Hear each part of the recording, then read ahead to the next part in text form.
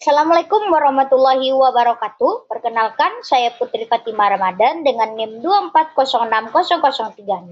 Pada kesempatan kali ini, saya akan mempresentasikan bab 7 urbanisasi dan mitigasi desa kota, teori dan kebijakan. 7.1 Dilema migrasi dan urbanisasi. Urbanisasi dapat memberikan berbagai manfaat ekonomi bagi individu yang berpindah dari desa ke kota karena kota umumnya menawarkan peluang kerja dengan tingkat pendapatan yang lebih tinggi dibandingkan wilayah asal. Selain itu, kota juga menyediakan akses yang lebih luas terhadap pendidikan, layanan kesehatan, serta berbagai fasilitas publik yang mendukung peningkatan kualitas hidup. Kondisi ini membuat urbanisasi sering dipandang sebagai kesempatan untuk meningkatkan kesejahteraan individu dalam konteks pembangunan ekonomi. Namun, demikian, manfaat tersebut tidak selalu dapat dinikmati oleh seluruh migran karena adanya keterbatasan kemampuan kota dalam menyerap tenaga kerja secara langsung. Di sisi lain, urbanisasi yang berlangsung terlalu cepat tanpa diimbangi oleh pertumbuhan lapangan kerja dan infrastruktur yang memadai dapat menimbulkan berbagai permasalahan serius di perkotaan. Salah satu masalah utamanya adalah meningkatnya tingkat pengangguran karena tidak semua migran berhasil terserap dalam sektor formal. Akibatnya, muncul kemiskinan perkotaan serta perkembangan sektor informal sebagai mekanisme penyesuaian tenaga kerja. Ketidakseimbangan antara jumlah migran yang masuk dengan kapasitas lapangan kerja yang tersedia menjadi inti dari permasalahan ini, sehingga kondisi tersebut menciptakan apa yang disebut sebagai dilema dalam proses urbanisasi. 7.2 Peranan kota. Kota memiliki peran yang sangat penting sebagai pusat kegiatan ekonomi dalam suatu negara, karena di dalamnya terkonsentrasi berbagai aktivitas produksi, distribusi, dan konsumsi barang dan jasa dalam skala yang besar dan terintegrasi. Konsentrasi aktivitas ekonomi ini menjadikan kota sebagai motor utama dalam mendorong pertumbuhan ekonomi nasional, serta mempercepat proses pembangunan. Selain itu, kota juga menjadi pusat perkembangan sektor industri dan jasa modern yang memiliki kontribusi besar terhadap penciptaan nilai tambah dalam perekonomian. Dengan demikian, kota tidak hanya berfungsi sebagai tempat tinggal penduduk, tetapi juga sebagai pusat pergerakan aktivitas ekonomi yang strategis dalam sistem ekonomi secara keseluruhan. Di sisi lain, kota juga menjadi tempat terkonsentrasinya tenaga kerja dan modal yang memungkinkan terjadinya interaksi ekonomi dalam intensitas yang tinggi. Interaksi yang lebih tinggi dan kompleks ini menciptakan efisiensi dalam berbagai aktivitas ekonomi karena adanya kedekatan antara pelaku ekonomi dan pasar. Selain itu, kota juga berperan sebagai pusat inovasi dan perkembangan teknologi karena adanya pertukaran informasi dan pengetahuan yang lebih cepat. Oleh karena itu, kota memiliki posisi yang sangat penting dalam mendukung proses pembangunan ekonomi dan transformasi struktural suatu negara. A. Distrik industri. Distrik industri merupakan konsentrasi kegiatan produksi dalam suatu wilayah yang saling berdekatan secara geografis dan saling terhubung secara ekonomi. Konsentrasi ini terjadi karena adanya keuntungan lokasi yang memungkinkan perusahaan menghemat biaya transportasi, koordinasi, dan produksi. Selain itu, kedekatan antar pelaku usaha juga menciptakan peluang kerjasama yang lebih besar dalam proses produksi. Hal ini mendorong efisiensi ekonomi dan meningkatkan daya saing industri secara keseluruhan. Dengan demikian, distrik industri menjadi salah satu faktor penting dalam pertumbuhan ekonomi di wilayah perkotaan. B. Skala perkotaan yang efisien. Skala perkotaan yang efisien mengacu pada konsep bahwa setiap kota memiliki ukuran optimal dalam mendukung aktivitas ekonomi secara maksimal. Ukuran ini ditentukan oleh keseimbangan antara jumlah penduduk dan ketersediaan infrastruktur serta layanan publik. Kota yang terlalu kecil tidak mampu memanfaatkan keuntungan skala ekonomi secara optimal, sehingga pertumbuhan ekonominya terbatas. Sebaliknya, kota yang terlalu besar akan menghadapi biaya sosial yang tinggi seperti kemacetan, polusi, dan kepadatan penduduk. Oleh karena itu, efisiensi kota sangat bergantung pada keseimbangan ukuran dan kapasitasnya. 7.3 Masalah kota raksasa. Kota raksasa merupakan wilayah perkotaan dengan konsentrasi penduduk yang sangat tinggi sebagai akibat dari urbanisasi yang berlangsung cepat dan tidak terkendali. Pertumbuhan ini terjadi karena arus migrasi dari desa ke kota terus meningkat. Sementara kapasitas kota dalam menyediakan infrastruktur dan layanan publik tidak berkembang dengan seimbang. Akibatnya, tekanan terhadap fasilitas seperti perumahan, transportasi, dan layanan sosial menjadi sangat besar, sehingga menurunkan kualitas hidup masyarakat perkotaan. Selain itu, tidak semua pendatang dapat terserap dalam sektor formal, sehingga pengangguran dan kemiskinan perkotaan meningkat. Kondisi ini menunjukkan adanya ketidakseimbangan antara pertumbuhan penduduk dan kemampuan kota dalam menampungnya. A. Bias kota utama. Bias kota utama terjadi ketika pembangunan ekonomi dan investasi lebih terkonsentrasi pada kota besar dibandingkan daerah pedesaan atau wilayah lain. Hal ini menyebabkan daerah pedesaan tertinggal karena minimnya akses terhadap infrastruktur, lapangan pekerjaan, dan fasilitas ekonomi. Ketimpangan ini memperbesar kesenjangan pembangunan antara desa dan kota, sehingga mendorong arus migrasi ke kota besar. Kota utama akhirnya menjadi pusat dominasi ekonomi karena konsentrasi aktivitas dan modal. Dalam jangka panjang, kondisi ini memperkuat ketidakseimbangan wilayah dan mempercepat urbanisasi yang tidak terkendali. B. Penyebab kota raksasa. Kota raksasa terbentuk akibat proses migrasi desa kota yang berlangsung terus-menerus dalam jangka panjang yang didorong oleh perbedaan pendapatan, harapan antara desa dan kota. Kota menjadi tujuan utama karena dianggap memiliki peluang ekonomi yang lebih tinggi, meskipun tidak semua migran dapat langsung memperoleh pekerjaan.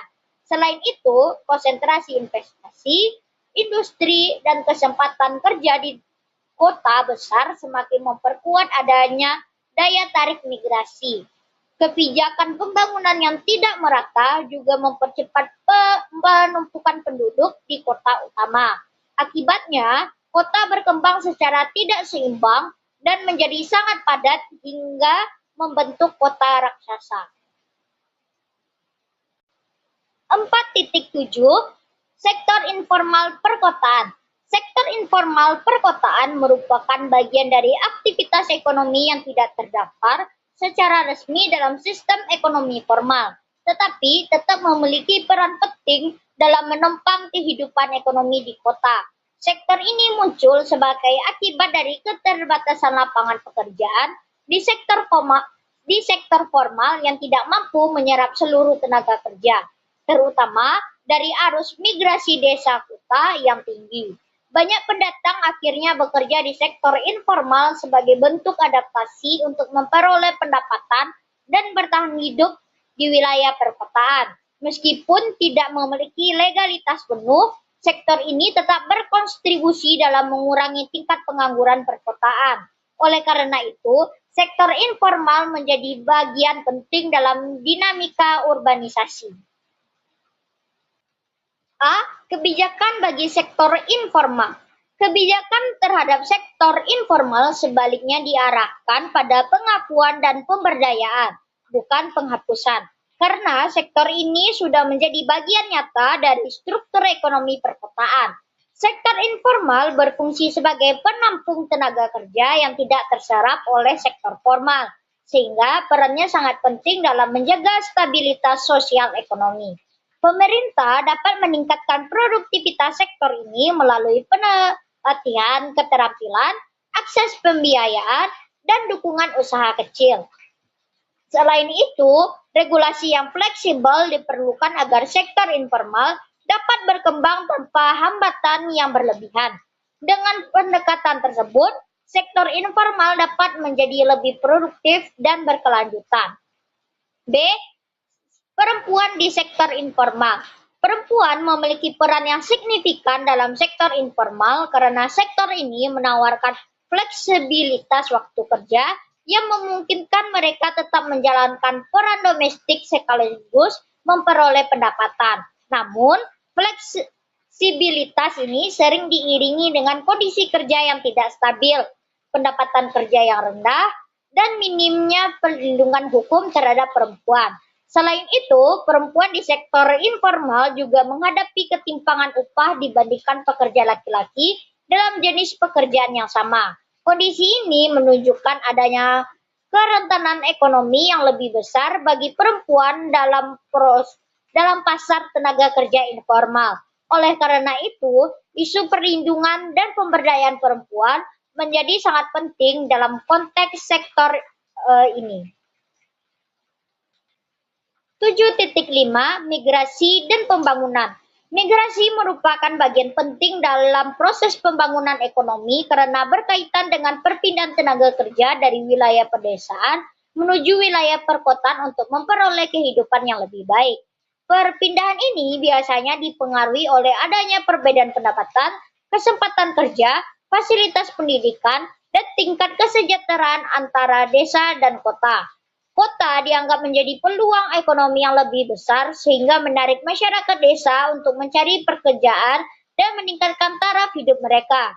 Dalam pembangunan ekonomi, migrasi menunjukkan terjadinya perubahan struktur ekonomi dari sektor pertanian tradisional menuju sektor industri dan jasa yang lebih modern dan produktif.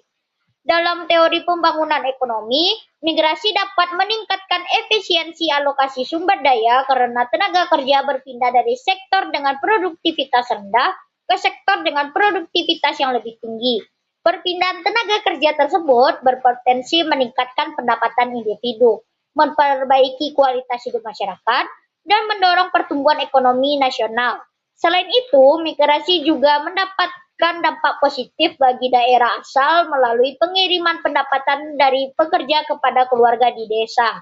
Pendapatan tersebut dapat digunakan untuk memenuhi kebutuhan hidup, pendidikan, maupun kegiatan ekonomi lainnya. Migrasi juga berkaitan erat dengan proses urbanisasi dan perkembangan perekonomian di perkotaan.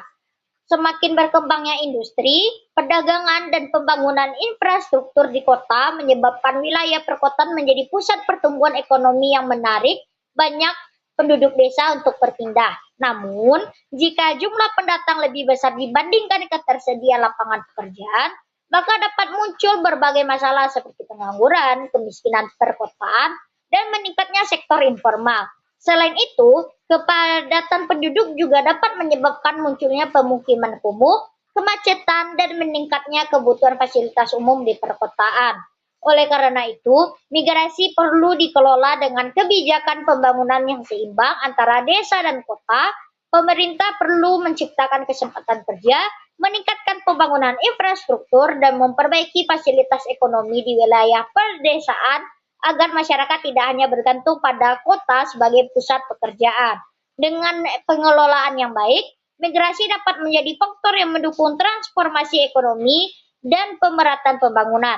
Sebaliknya, tanpa kebijakan yang tepat, migrasi dapat menimbulkan ketimpangan pembangunan dan berbagai masalah sosial ekonomi di wilayah perkotaan maupun pedesaan.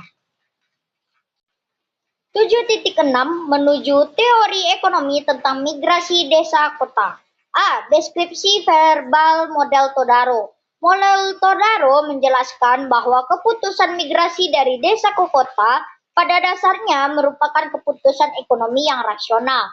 Dalam model ini, seseorang tidak hanya mempertimbangkan besarnya upah di kota, tetapi juga memperhitungkan kemungkinan untuk memperoleh pekerjaan. Oleh karena itu, keputusan migrasi didasarkan pada perbandingan antara pendapatan yang diharapkan di kota dengan pendapatan yang diperoleh di desa. Pendapatan harapan di kota dihitung dari tingkat upah perkotaan yang dikali dengan peluang mendapatkan pekerjaan formal. Jika hasil perhitungan tersebut dianggap lebih besar daripada pendapatan di desa, maka individu akan memilih untuk bermigrasi ke kota meskipun terdapat risiko pengangguran. Model Todaro menunjukkan bahwa migrasi tetap terjadi walaupun tingkat pengangguran di kota cukup tinggi. Hal ini disebabkan karena para imigran lebih berfokus pada harapan memperoleh keuntungan di kota pada masa depan dibandingkan kondisi saat ini. Banyak penduduk desa bersedia menghadapi resiko hidup di kota karena percaya bahwa peluang memperoleh pekerjaan yang memiliki pendapatan lebih tinggi tetap tersedia. Dengan demikian, migrasi dalam model Todaro dipahami sebagai proses pengambilan keputusan yang mempertimbangkan risiko, peluang kerja, serta harapan peningkatan kesejahteraan.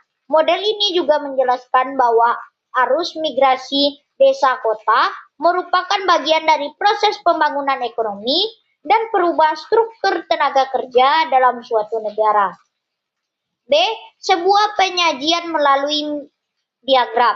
Dalam diagram model Todaro ditunjukkan bahwa tingkat upah di wilayah perkotaan lebih tinggi dibandingkan tingkat upah di pedesaan.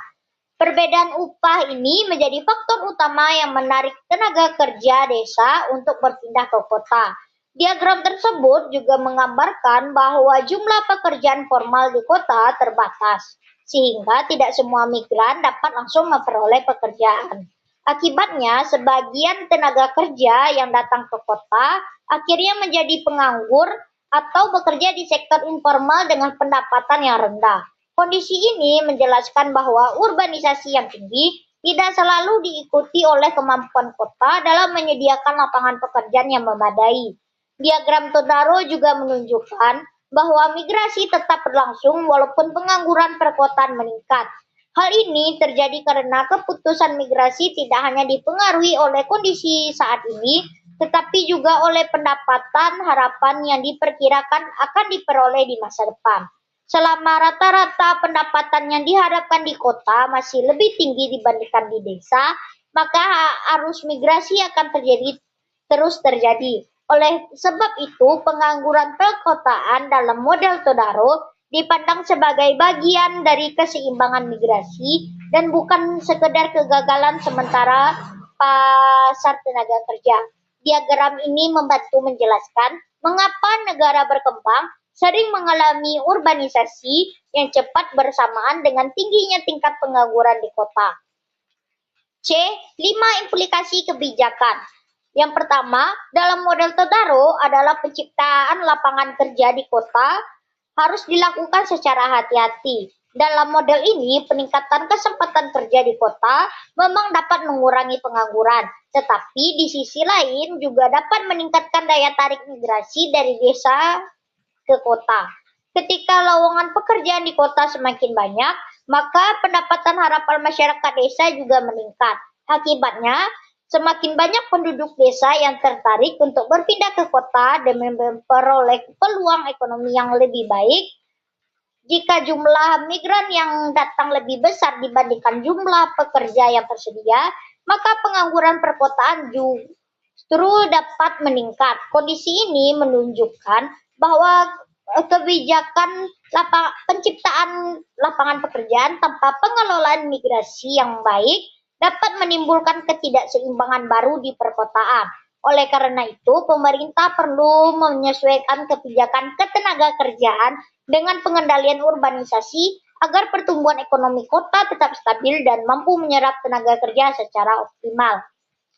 Kebijakan kedua berkaitan dengan penempatan upah minimum di perkotaan. Dalam model Todaro, upah minimum yang terlalu tinggi dapat menyebabkan perusahaan mengurangi jumlah tenaga kerja yang direkrut karena biaya produksinya meningkat. Akibatnya, peluang memperoleh pekerjaan di kota menjadi lebih kecil, meskipun tingkat upah nominal terlihat lebih tinggi. Hal ini memperburuk kondisi pengangguran karena semakin banyak tenaga kerja bersaing untuk jumlah pekerjaan yang terbatas. Kebijakan yang ketiga adalah pentingnya pembangunan ekonomi di wilayah pedesaan. Dalam model Todaro, perbedaan pendapatan antara desa dan kota merupakan penyebab utama migrasi. Jika peluang kerja dan tingkat pendapatan di desa dapat ditingkatkan, maka dorongan masyarakat untuk bermigrasi ke kota akan berkurang. Pembangunan desa dapat dilakukan melalui peningkatan produktivitas pertanian, pembangunan infrastruktur, serta perluasan akses pendidikan dan layanan ekonomi bagi masyarakat desa. Kebijakan keempat menekankan pentingnya pemerataan investasi dan pembangunan antar wilayah. Ketika investasi hanya terpusat di kota besar, maka peluang ekonomi juga akan terkonsentrasi di wilayah tersebut, sehingga mendorong semakin banyak penduduk desa untuk bermigrasi. Kondisi ini menyebabkan kota mengalami kepadatan penduduk, sementara wilayah pedesaan tertinggal dalam pembangunan dan kesempatan kerja. Kebijakan kelima dan yang terakhir menjelaskan bahwa migrasi tidak dapat sepenuhnya dihentikan karena merupakan bagian alami dari proses pembangunan. Dalam perspektif Todaro, migrasi terjadi secara rasional berdasarkan perbedaan pendapatan harapan antara desa dan kota. Oleh sebab itu, kebijakan yang tepat bukanlah melarang migrasi, tetapi mengelola agar tidak menimbulkan tekanan berlebihan di wilayah perkotaan. Baiklah, sampailah kita kepada kesimpulan dari presentasi kali ini. Migrasi desa kota dalam perspektif model Todaro merupakan keputusan ekonomi yang didasarkan pada perbandingan pendapatan harapan antar desa dan kota, di mana individu akan tetap bermigrasi selama ekspektasi pendapatan di kota lebih tinggi meskipun terdapat resiko pengangguran. Urbanisasi dalam proses pembangunan ekonomi tidak dapat dihindari, tetapi dapat menimbulkan pengangguran perkotaan sebagai konsekuensi dari ketidakseimbangan antara arus migrasi dan kemampuan penyerapan tenaga kerja. Oleh karena itu, diperlukan kebijakan pembangunan yang seimbang antara wilayah desa dan kota, terutama melalui penciptaan lapangan pekerjaan, pemerataan investasi, dan peningkatan kesejahteraan di daerah pedesaan agar urbanisasi dapat dikelola secara lebih efektif dan berkelanjutan. Demikianlah pembahasan bab 7 urbanisasi dan mitigasi desa kota, teori dan kebijakan yang dapat saya sampaikan. Saya Putri Fatimah Ramadan dengan NIM 2406036. Terima kasih atas perhatiannya.